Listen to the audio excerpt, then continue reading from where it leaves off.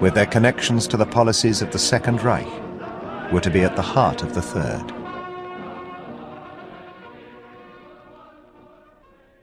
Just 2 years later, that Third Reich was born. Once in power, the Nazis began to apply their racial theories. But those theories had been built back in the early days of the party, with the help of books written by a man whose ideas were born in Southwest Africa, Eugen Fischer. And these books were read by Adolf Hitler.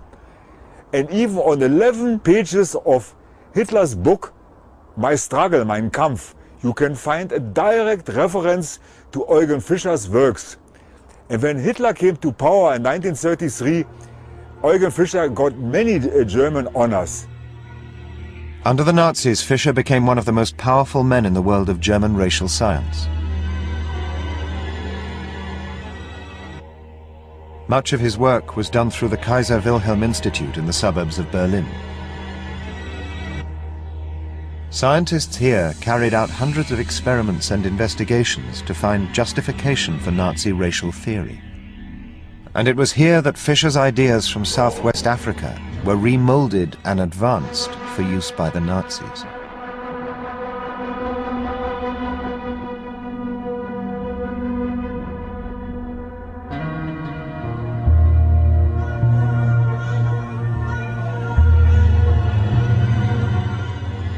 One of the race scientists who received funding and support from Fischer and the Kaiser Wilhelm Institute was a young geneticist called Dr. Josef Mengele.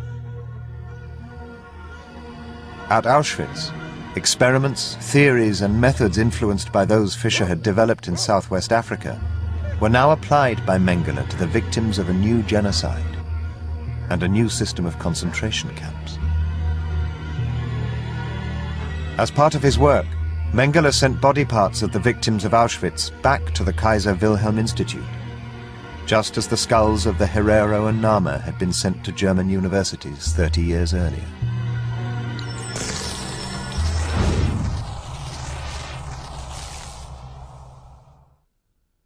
At the end of the war, Ritter von Epp and Hermann Göring were once again side by side, this time as prisoners of war. They and the rest of the surviving Nazi leadership were put on trial. But the trial that took place in this courtroom in Nuremberg made little attempt to explore the links between the crimes of the Second Reich and those of the Nazis.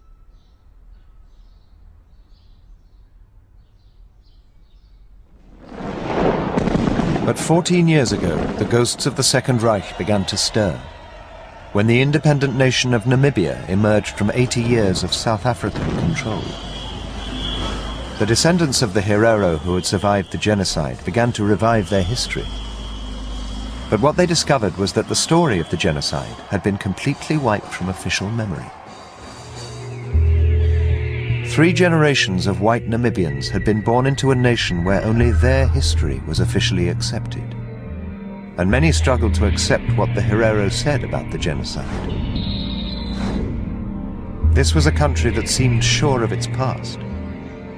Even today, there is not a single official monument to those who died in the genocide in Namibia.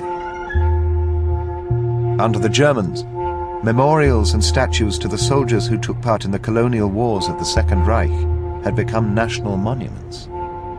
A cult of denial had taken hold. Histories had been written that were at odds with the actual documents in the National Archives and the memories of men like General von Trotha. But most controversially, the Germans had built a huge statue to celebrate their victory over the Herero, actually on the site of their biggest concentration camp. You are reminded when you look at these things as the most ugly representation of our history. It's not our horse, it's not our rider. Every time we look at that horse and the rider, it reminds us of our suffering and extermination by the Germans. But the issue that the Herero have chosen to fight over is land. Most of the Herero and Nama land confiscated by the Kaiser in 1905 remains in the hands of 4,000 white commercial farmers.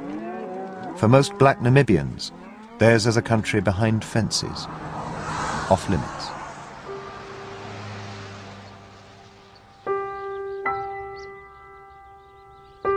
The Herero who'd survived the war and the concentration camps were resettled in tribal reserves. The land my family owned belongs now to a German farmer. It's no longer ours. Our people subsequently were pushed into the barren areas of the Kalahari, in the semi-desert area. That's why they farmed, and that's where I grew up. That part is painful. Until it is redressed, it will continue to be painful. For 4 years, Herero leaders have been embroiled in a legal case against the German government for $2 billion in reparations to buy back their former land.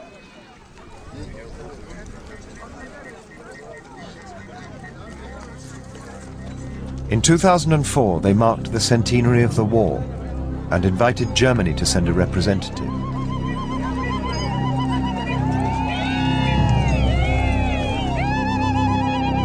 The Herero wanted Germany to admit responsibility and use the word genocide. German Development Minister Heidemarie Wiecksereck-Zuhl came to speak at a Herero gathering on the actual site of the Battle of Waterberg.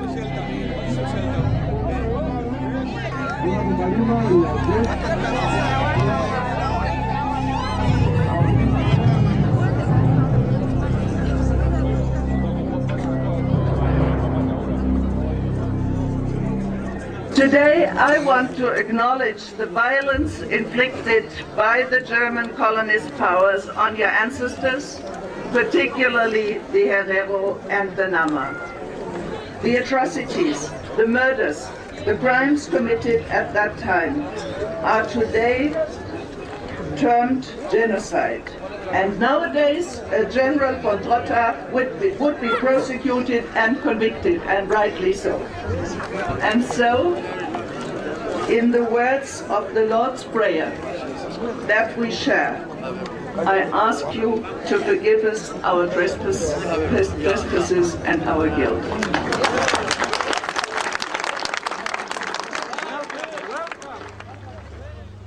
Germany's apology to the Herero and Nama people of Namibia is a brave and almost unique step.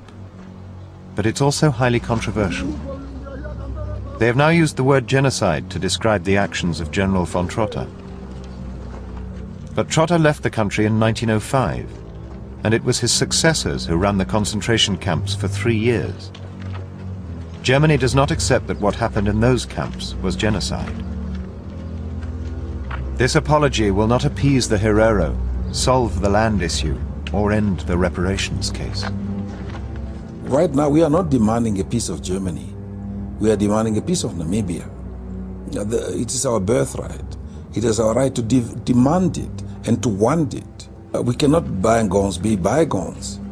While we are living like foreigners in our own country, and while we know that the Germans that caused 2 world wars, they are still having their land intact. Unless these issues are addressed and some form of redress is found, our children will continue to demand it for another 1,000 years.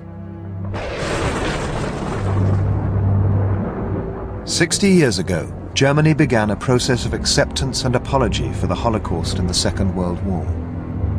But many in Germany also claimed that the terrible crimes committed in those years were purely a product of Nazism, an aberration in German history. As the Herero continue to fight for compensation, they are confronting Germany with a history that is completely at odds with that claim.